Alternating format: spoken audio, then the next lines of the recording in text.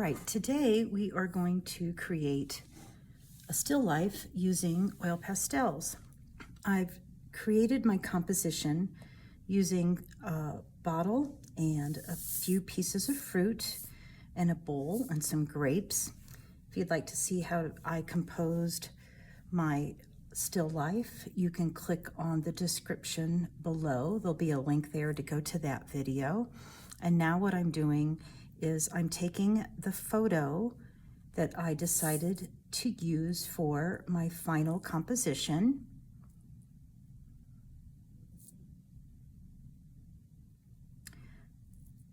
So that's the photo that I selected and the angle that I selected. And what I'm doing is I'm just using that reference photo to sketch in my objects. I'm just finishing up my pear.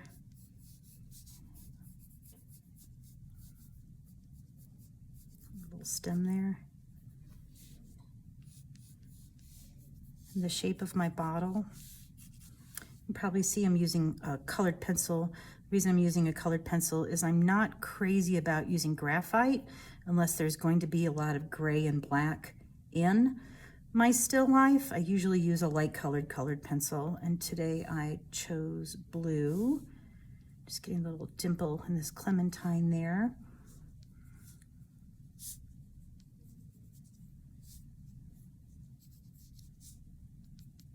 Okay, I think I'm ready to go ahead and start blocking. And by blocking, I mean I'm going to go ahead and put in a background and a table or a tabletop for my foreground. And I'm basically going to be avoiding my positive space, which in this composition, in this still life, is going to be all of my objects: the bottle, the overlapping pear, the overlapping lemon, the overlapping bowl, the bowl that overlaps that bottle, and then the grapes, and then the clementine that's overlapping the grapes. So I'm going to go ahead and get started.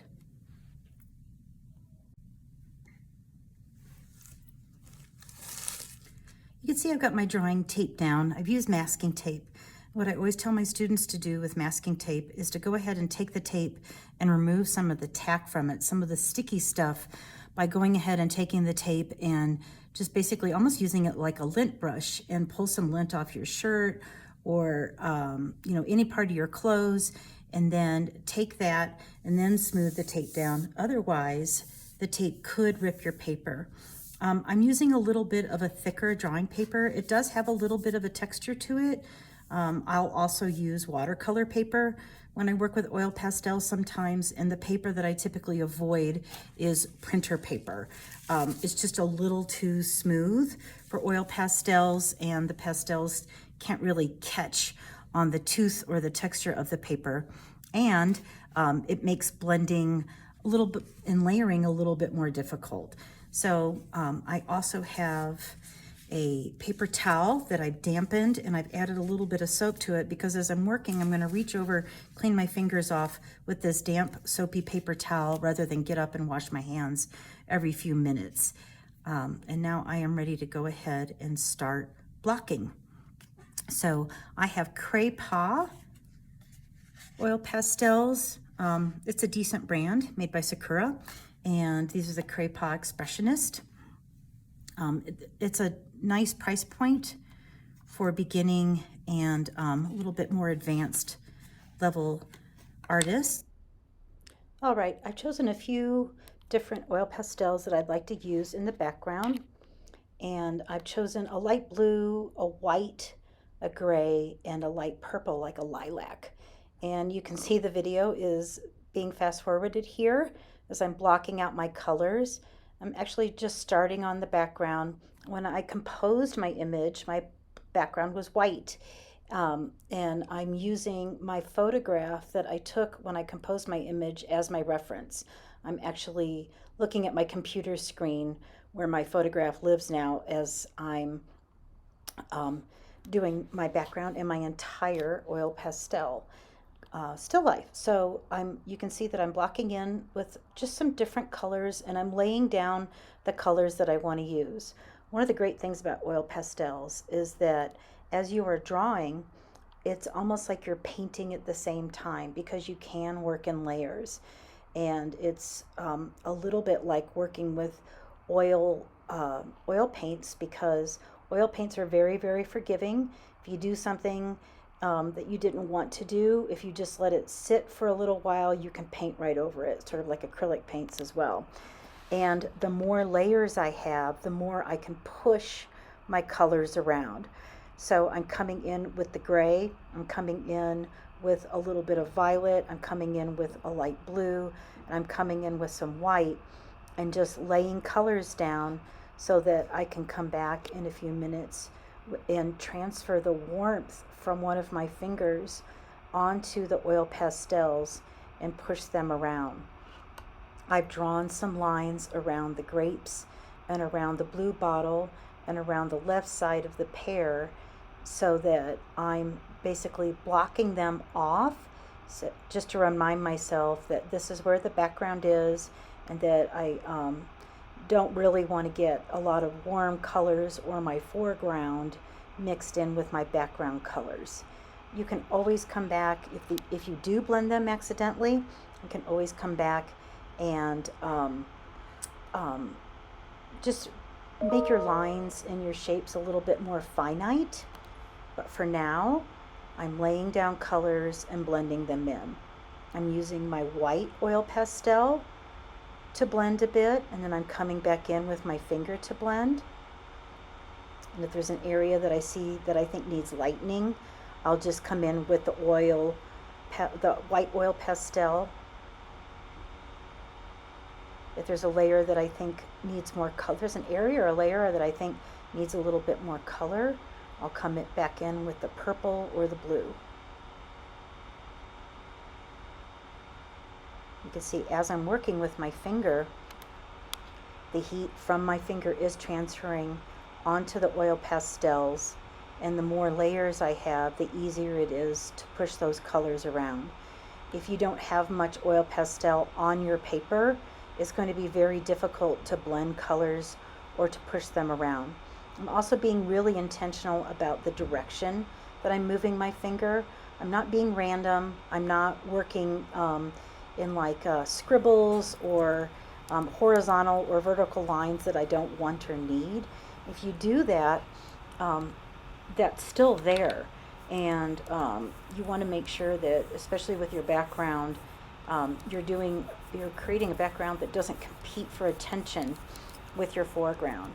I'm trying to have a bit of an abstract background with a lot of muted colors.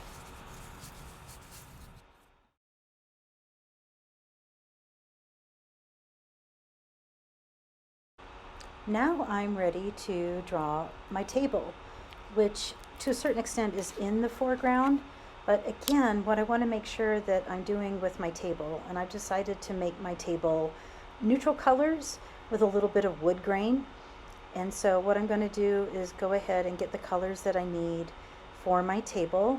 And I've chosen a variety of browns. I've got a raw umber, a burnt umber, a couple of raw siennas. I've got a nice ochre that I'm using here as well. So again, I'm laying down lots and lots of colors. I decided the main color of my table is going to be, it's basically a mixture of brown and yellow. That's one way to think of it. So I'm going in, and then I'm going to go ahead and get an oil pastel that is a little bit more yellow in color, colors that I would associate with a wood table. And then I'm coming back with a burnt umber or a brownish oil pastel, and I'm laying down some shadows, laying down a little bit of texture, just a little bit of a darker color, darker value.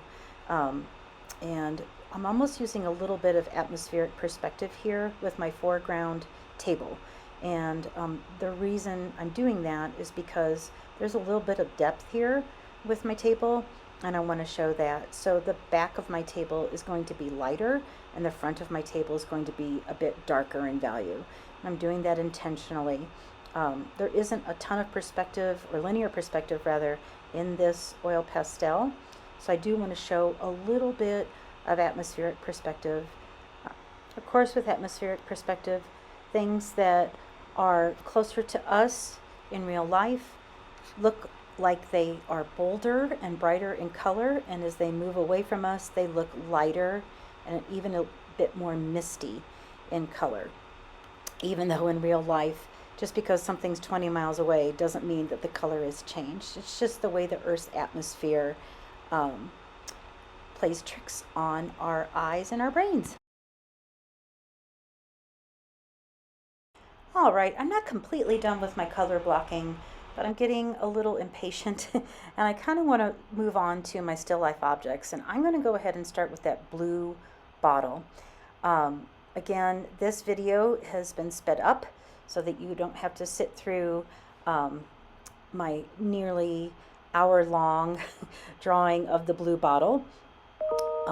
What I decided to do is get some blues that came in the Craypaw box that I thought looked like the blues that were in the bottle. And of course I grabbed a white oil pastel as well to show where that light source is hitting the bottle. But I'm working with this nice medium blue, and then I've got this lovely cobalt blue too, which is kind of like turning into my favorite color of the day. And as I'm laying these colors down, I'm laying down both vertical and horizontal contour lines, and those contour lines are curved and they are matching the contours of the bottle.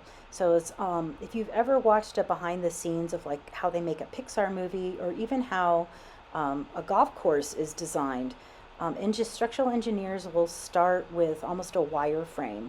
So I put in sort of a wireframe drawing of that bottle, just to keep those true lines that are happening in the bottle there. Even though the bottle is super smooth in texture, there are also plenty of curved lines there. And like I said, some of them are curved vertically, like I'm drawing in now, and some are a little bit more horizontal.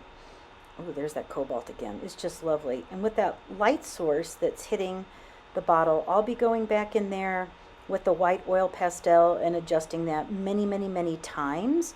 But again, the more layers I have to work with, the better off I'm going to be as I'm working on this drawing. And I'm just coming in here with several different blues and making sure that I'm getting the colors and the lines of the bottle layered just right before I move on to my next object.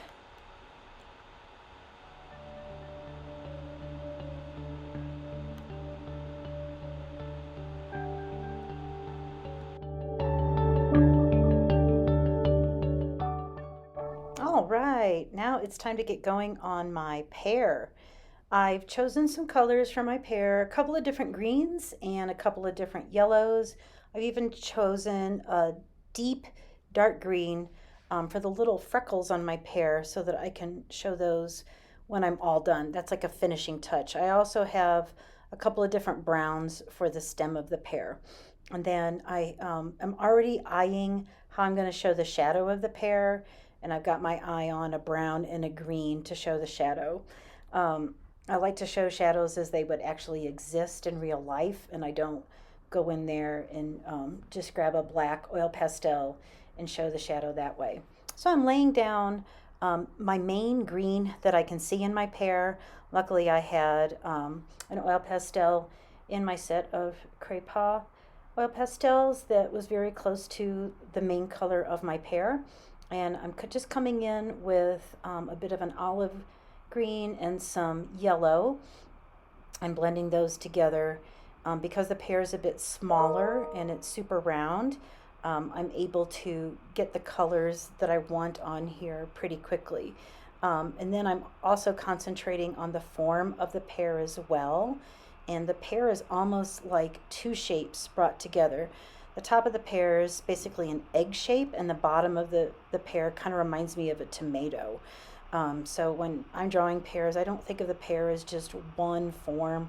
I typically think of it as two. They're sort of brought together. And sometimes a light source will kind of bring that out too. The top of your pear will have a light source going on, and then the bottom half of your pear will as well. So I'm just working with those colors until I'm really happy with the way they're starting to blend together, and then I'll come back with my finger and blend those. And then now I'm concentrating on the stem. I've come in with a dark brown and then a little bit of white.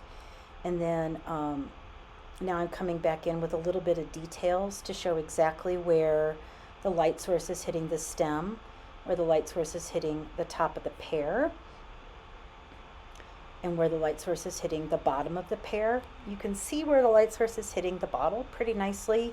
I'll have a little bit, just a little bit of refining to do as I'm finishing up this drawing. But for now, I'm concentrating mostly on that pear.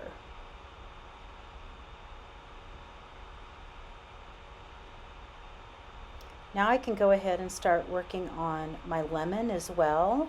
The lemon is actually a little bit out of the frame, so when I zoom back out here in just a minute, you'll see how I've gone in and I'm really trying to differentiate the value of the lemon from the pear because they are really similar to value in real life.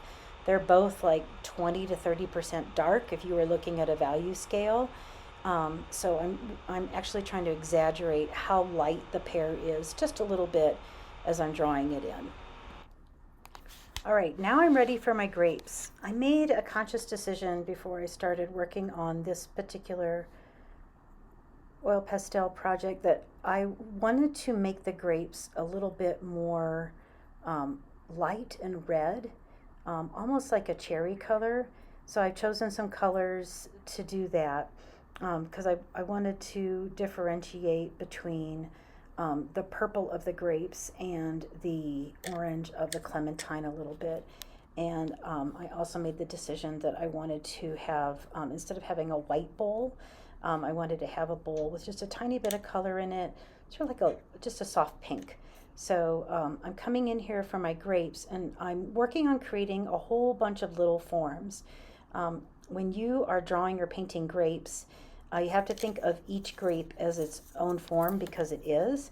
So I'm working with different colors and different values to show overlapping, to show shadows, to show highlights, and I'm also blending as I'm working too. And as I'm getting to know these oil pastels a little bit better, I'm learning which colors are kind of taking over and which colors are kind of letting go a little bit. So I'm just coming in here and working with each grape so that I make sure that I'm not just getting the color right, but I'm also getting the form right as well. And I wanted to go ahead and have these a little bit lighter in value than the clementine that's going to go ahead and go in the front of them.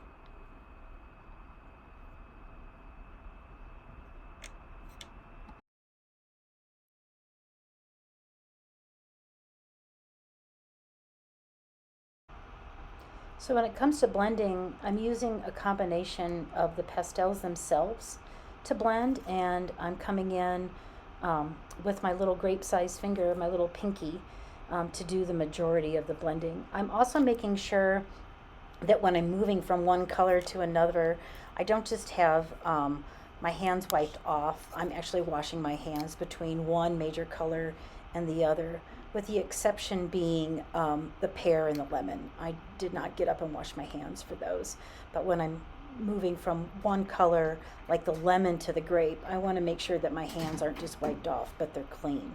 All right, so I've gone in with a few different oranges, a white, and yellow to fill in my clementine with color. And that was like a 30-second draw. And then I was able to just show where the little navel of the clementine is and the highlight where the light source is hitting it as well. And now what I'm doing is coming back with a little bit of color and rededicating exactly where those grapes are going to be as they are right in front of the blue water bottle.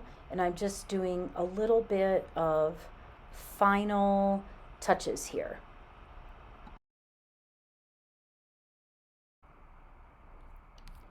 So I think getting really close to being done here with everything. I'm liking the way things are turning out. I'm going to go ahead and make sure that I've definitely differentiated the values and the colors between the background and the foreground, and I'm going to make sure that my shadows are where and how I like them. And I'm going to go ahead and make sure that my bowl is the color that I want it to be, and I add a little bit of value to it, and I'm enjoying the light sources and the shadows from it as well.